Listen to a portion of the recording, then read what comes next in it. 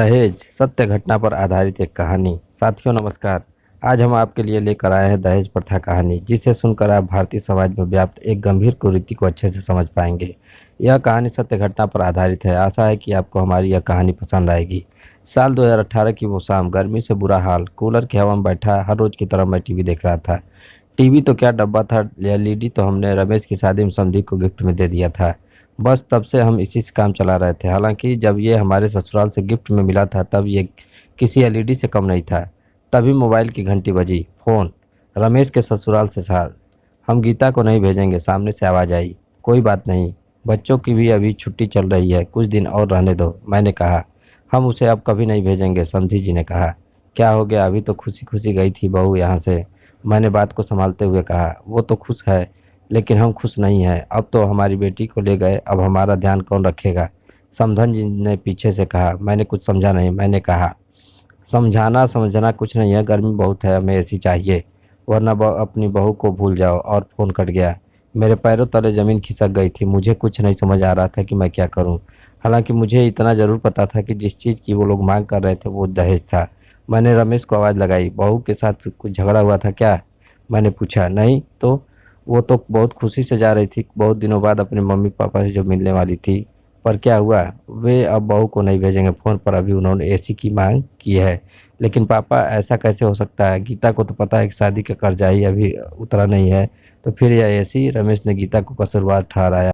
बातचीत अब कौतूहल का विषय बनती जा रही थी। रमेश की माँ, जो काफ़ी देर से रसोई से हमारी बातों को आटे की पिसाई करते हुए सुन रही थी, अब बातचीत का हिस्सा थी। यह भी तो हो सकता है कि बहू को इस बारे में कुछ भी पता न हो। रमेश की माँ ने कहा किसी सास का अपनी बहू पर इस तरह का विश्वास मैंने पहली बार देखा था। क्या हुआ दादू? रमेश की छोटी बेटी ने कहा शायद समाज के इस पहलू ने उसे भी अपनी किताबी दुनिया से बाहर आने पर मजबूर कर दिया। तुम अभी छोटी हो, तुम नहीं समझोगी। रमेश ने उसे टोकते हुए कहा क्यों नहीं समझूंगी? मुझे पता है आप लोग दहेज की बात कर रहे हैं। छोटी के इस शब्द दहेज ने सभी को स्तब्ध करके रख दिया। मैंने अपने हिंदी की किताब में पढ़ा था दहेज के बारे में। शादी के समय वर पक्ष द्वारा वधु पक्ष से किए गए उपहार की मांग को ही दहेज कहते हैं। दहेज की परिभाषा देकर छोटी ने अपने बड़े हो जाने का प्रमाण तो दिया, लेकिन इस शब्द की गहराई से वो बिल्कुल अनजान थी। लेकिन दादू, ये प्रथा तो कब से बंद हो गई?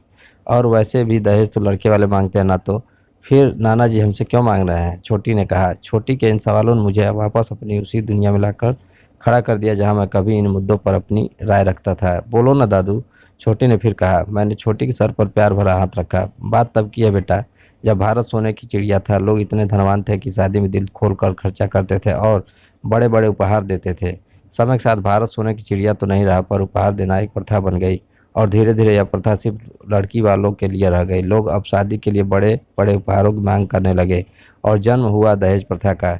समय के साथ दहेज ने अपना भयानक रूप दिखाया और जो लोग दहेज देने में सक्षम नहीं थे वे लड़कियों को बोझ समझने लगे। दहेज के लालच में लोगों ने अपनी बहुओं को प्रताड़ित करना शुरू कर दिया। दहेज का भयानक रूप तो तब सामने आया जब दहेज के डर से लोगों ने बेटियों को मां की कोख में ही मारना शुरू कर दिया। धीरे धीरे लड़कियों की संख्या लड़कों के मुकाबले कम होने लगी। लड़कियों ने भी अपने अस्तित्व को बचाने के लिए जी तोड़ मेहनत करना शुरू कर दिया। अब लड़कियां हर क्षेत्र में लड़कों से कंधे से कंधा मिलाकर चलने लगी। लेकिन लड़कियों की संख्या में हुई वो कमी आज भी है और इसलिए शादी के लिए आज लड़की वालों की तरफ से पैसों और उपहारों की मांग की जाने लगी। और तब दहेज का एक दूसरा रूप सामने आया। एक प्रथा ही दूसरी प्रथा को जन्म देती है। फंडा यह है कि किसी प्रथा को खत्म करने के बजाय उसके सही और गलत पहलू की ओर ध्यान दिया जाए। तभी दरवाजे की घंटी बजी। छोटी ने दौड़कर दरवाज़ा खोला। हाथों में बैग और आंखों में आंसू लिए गीता दरवाजे पर खड़ी थी। आज से यही मेरा घर है, मैं वो घर छोड़ आई हूँ। पापा जो मेरा सौदा करे वो मेरे माँ बाप नहीं हो सकते, गीता ने रमेश की तरफ देखते हुए कहा। रमेश की आंखें भर आई। उसने दौड़कर गीता को गले से लगा लिया। आज फिर एक बेटी ने परिवार को बिखरने से बचा लिया था। नारी के अटूट प्रेम का बेजोड़ उदाहरण आज मेरे सामने था। मैंने अपने हाथ पर एक प्यार भरा हाथ महसूस किया। दो प्यार भरी आंखें गली के नुक्कड़ तक घुमाने का निमंत्रण दे रही थी। रमेश की माँ और मैं बुढ़ापे के उस सफ़र में मोहब्बत का हाथ थामे आज थोड़ा दूर निकल आए थे, ताकि शाम के खाने में प्यार का थोड़ा सा तड़का और लग जाए। दोस्तों, अगर आपको यह कहानी अच्छी लगी तो कृपया लाइक करें, चैनल को सब्सक्राइब करें और दोस्तों के साथ शेयर भी करें। धन्यवाद।